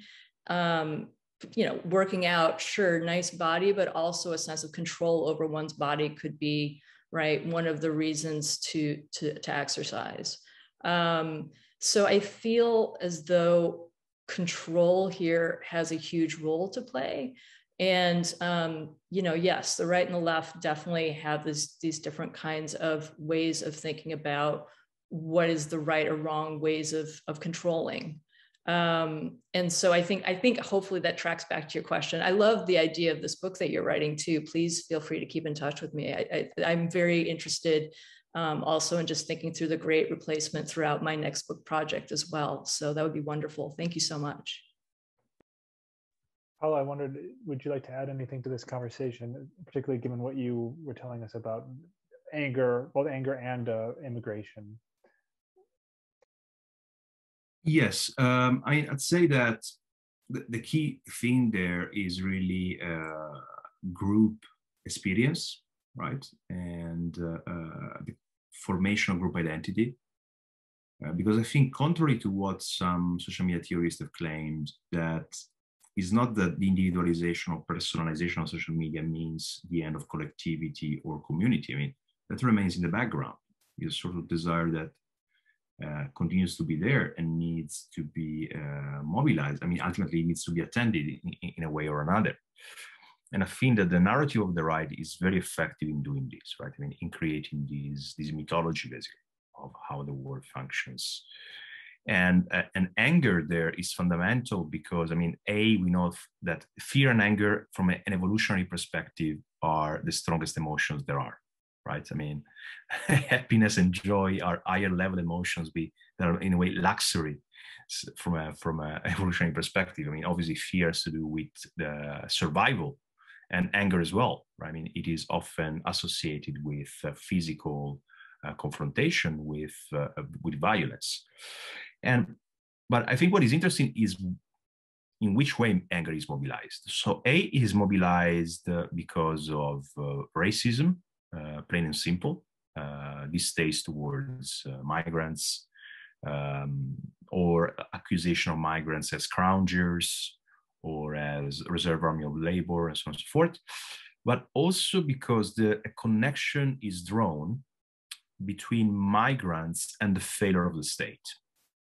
Right? So the very presence of migrants is seen as a phenomenon that shows how weak the state is, to the point that it cannot even guard its own borders. And that is why then the left is blamed for that, typically, I mean, in many messages, right? So it's not migrants are here, migrants are here because of the left destroying the state and allowing this to happen. So I think that is where outrage emerges. And as we know, outrage is an emotion, is a very social emotion that has to do not only with an injustice or with a condition, an evil of any kind, what some people perceive as an evil, but with an evil that is perceived to be purposefully designed by someone else, right? You don't get outrage at death, because, I mean, you in a way accept that death is something that is part of nature, whatever. You get outrage at the fact that whatever, people are dying because hospitals are underfunded. Then it becomes something political, social and political. There was a decision made by someone who led to these unnecessary deaths. Similar is the case with immigration. So rage is mobilized because it is seen as stemming from these invisible elites, leftist elites, that somewhere in hidden rooms are deciding on our life, on our destiny, and allowing migrants, or, I mean, the idea of the business of immigration, for example, it is very strong, for example, in Italy and other countries. The idea that there are basically forces, economic forces behind this, who are fueling these, right? And again, I mean, I think that the part that needs to be understood is the unease with the weakness of political power, right? In a sense that I don't think that it is an unease that only pertains in general to right-wing publics. It is a more general unease in society, right? Therefore, part of the strategy to demobilize the right has to do with providing answers to some of the base motives that make it so resonant. Obviously, we will never convince whatever far-right militant extremists to abandon their cause, but there is a sort of weak or soft public, as it were, right? Which is the one that is really dangerous, a sort of moving mass, right? Which is the one that wins these people elections. That is the one, the public, where some effort needs to be made in terms of what are the anxieties, the general social anxieties that then are connected with the feeling of migration. Right? Because one could respond to those social anxieties saying, yes, you are right to be anxious, you're right to be angry. I'll tell you what, the responsibility is this guy called Jeff Bezos, right, who wants to go to space, right? So it's also thinking about how alternative narratives of injustice and outrage need to be created in order to neutralize the narratives of the right. That's fantastic. That's a really interesting way to frame this discussion, Paolo. Thank you. And I'm just noticing we're kind of heading into the home stretch. So as we conclude, I just wanted everyone to give all our panelists a chance to add any. There went my headphones. I just wanted to give all our panelists a chance to add anything that they didn't get a chance to say. I mean, it's been a very rich discussion. We've got affect, anger, anxiety, control and desire, the question of amplification and networks, mythology. There was a really interesting conversation going on in the chat on sort of intellectual traditions and everyday culture, whether they come together or if they don't. Paolo is having us think a little bit about conspiracy just now and mythology. So for all the panelists, just a last chance to add anything that you didn't get a chance to add, or maybe to respond to any of your other co-panelists, something you wanted to get in. I'll give you the chance to do that now if anyone would like to go first.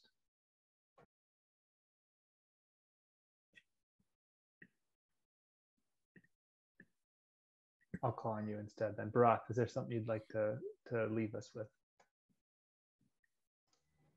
Yeah, I mean, I think it was a really fruitful discussion, and you know, there's so many kind of linkages between the work that we're all doing. So that was really nice to hear. I think one of the ways we might want to think about sort of like what is an agenda going forward, right? I think sort of the role of platforms here, I think, is actually really important. I think Paolo hinted at it quite a bit. And Deen as well, when Deen described kind of networks as something you plugged into. And the question I had for Deen that I was thinking about was, you know, do networks then have inherent power? But I also think it's important that we look at what are the ways in which, you know, every network is different, right? And they're structured in different ways. I think really understanding the ways in which platforms, you know, there's one aspect of it where people respond to rage and anger and fear more, right? And that probably explains in part for why we see so much of this on these platforms and why the right's able to capitalize upon it. But also, I mean, especially when we're looking at things like affect, right? I mean, what are the ways in which platforms actually allow us or allow people or actors, whatever, to go out and target people based on certain kinds of affective affinities and inclinations, right? It's not just targeted advertising, right? There's all sorts of different ways to kind of use hashtags, for example, to try to do the same thing. So I think, you know, we might be able to bring back this conversation, which has been about anger and rage, especially at the end just now, with sort of the technical infrastructure in which it happens, right? And understanding that intersection and interaction could be, I think, quite fruitful for thinking about the different threads that kind of link what we've been talking about. That's great, Bharath. Thanks for bringing these two kind of topoi together for us. Deen, I wonder if you'd like to respond to that. To what Bharath has said about, you know, the inherent power of platforms, but also linking the question of affect with technical affordance. Yeah, I mean, just to respond, you know, to the question about networks and power. Yeah, networks, I think, are structures for the circulation of powers, just like markets and hierarchies. I think if you look at the explosion in, you know, literary creativity that was brought on by the introduction of the printing press to Europe in the 15th century, right? Like, you know, the speed at which these ideas are able to travel across national borders. If you look at that, I mean, I'm sure that can be quantified. I'm sure folks have already done that. If you look at the impact of railways in the United States and Europe in the 19th century, or the impact of new communication networks of radio and television in the 20th century, all of these have, you know, found ways to distribute power in unique ways, right? So for top-down communication networks like radio and TV, those tended to concentrate power at the top.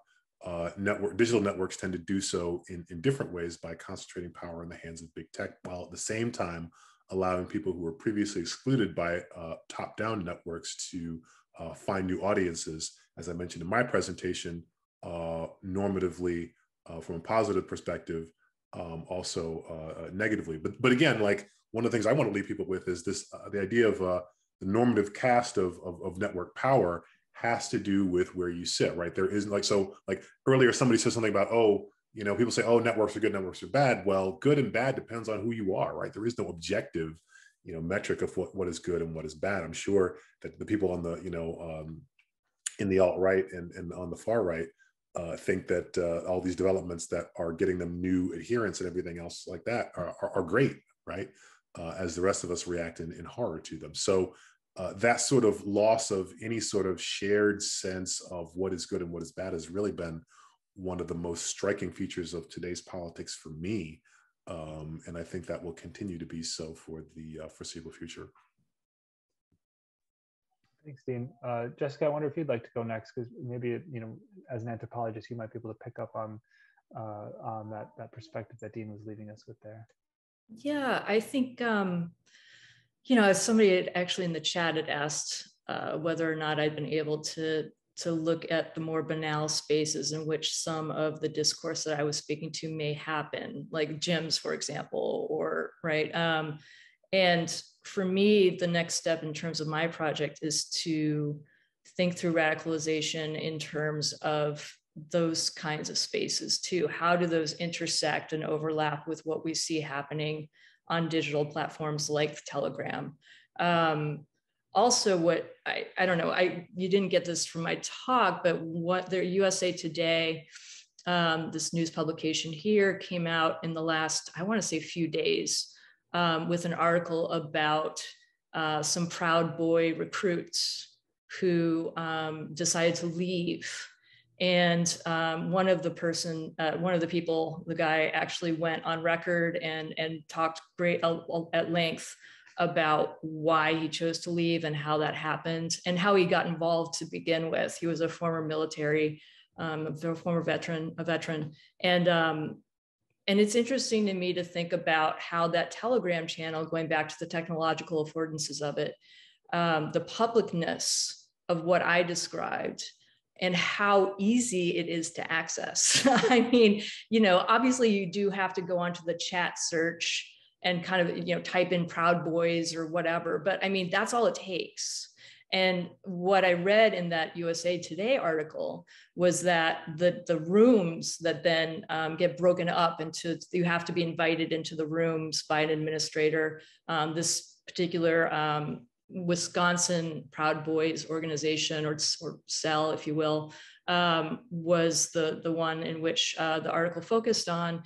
And in this group, they were shown much more violent, you know, like films, particularly rape scenes, for example, repeatedly over and over, and then invited to and actually encouraged to, in order to get further along in the process of their recruitment, to participate in sharing such videos and engaging in conversations that were very violent. I don't even think anger covers it. It sounds like it was very bullying, sadistic, rage-focused, and bullying to one another too, almost in a verbal kind of beating one another up. And that is fascinating to me to think about in terms of, again, what Telegram is, what's possible there. The publicness and the forward-facing work that I just showed you is just the tip. And then when people can go into groups and do that kind of work and then start, you know, messaging to individuals back and forth, that to me is,